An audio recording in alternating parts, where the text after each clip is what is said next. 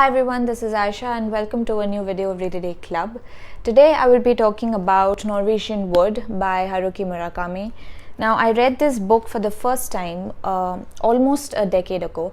I've always wanted to reread Norwegian Wood and talk about it on Read a Day Club because I don't remember which video it was exactly, but it was Norwegian Wood along with God of Small Things by Arundhati Roy that got me started with, reading literature. And there's a whole story behind how I discovered Norwegian Wood, but I won't get into that now. Now, Norwegian Wood is a deeply elusive and emotional read. It's an exploration of mental health. And it's a beautifully written story about a kind of solitary sadness and loneliness that sort of permeates everything.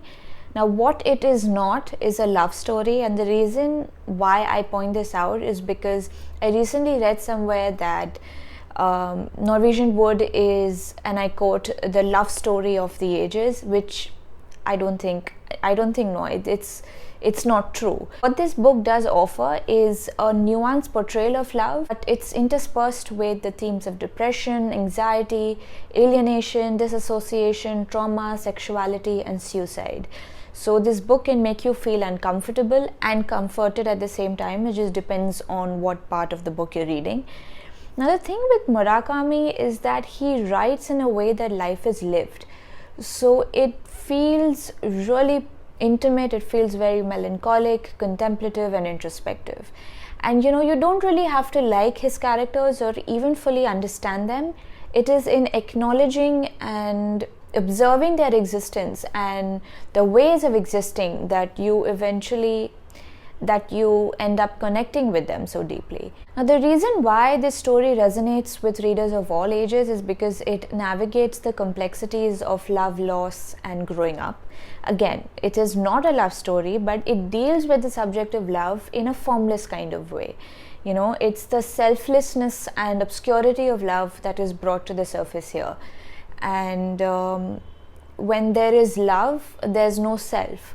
So it's a kind of surrendering of self that has damaging consequences for the characters involved. I don't know how else to put this, but Norwegian Wood teaches you how not to love.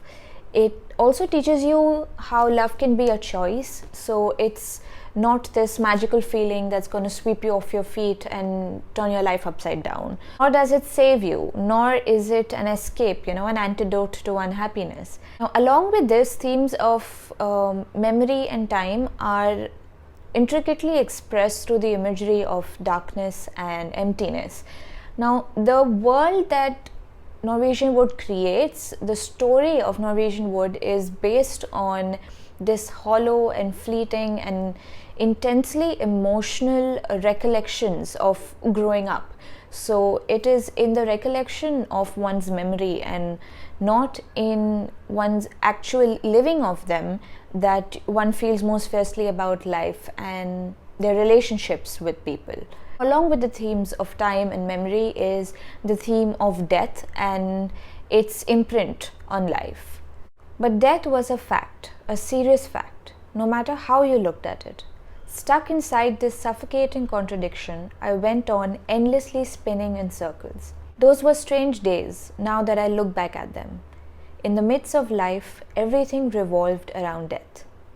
I had also forgotten how existential Norwegian Wood is. Through the effort of existence and the trials that it sort of prescribes upon life, Murakami touches upon the existential nerve of living. So you start to question the point of it all and dip yourself into this deeply anchored detachment that the protagonist feels. He's constantly swayed in multiple directions, contemplating life, death, and the meaning that underlies it all through his relationships with women and his own loneliness. The book also plays around with the limits of friendship and how it's indicative of your estimation of the world and the people around you.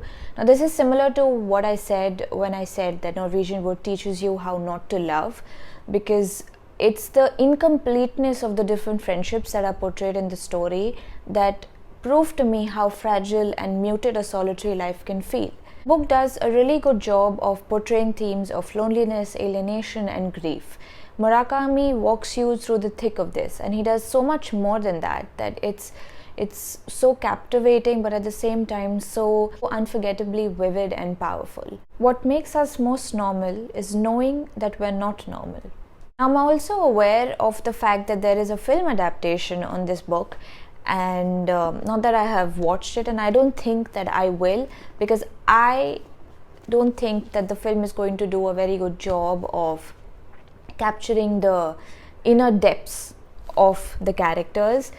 Just the whole symmetry and physicality of a film cannot truly accommodate the elusiveness of this book's characters. And even if it can, I think that the essence of Murakami will have to be completely broken up down, stripped of all meaning, which is not how you're supposed to read the story, to experience the story. So anyway, those were my thoughts on Norwegian Wood. I would love to know your thoughts, and when did you read Norwegian Wood? At what point in your life did you read Norwegian Wood, and how it had an effect on you? Because it had a very profound effect on me, and I'm even going to go so far as to say that this is not the best Japanese novel I have read. I mean, it's far from it, but this was the first Japanese novel that I read, and it had a deep effect on me because it led me to discover so many other amazing books. This is Aisha from Read a Day Club, and I'll see you guys next time.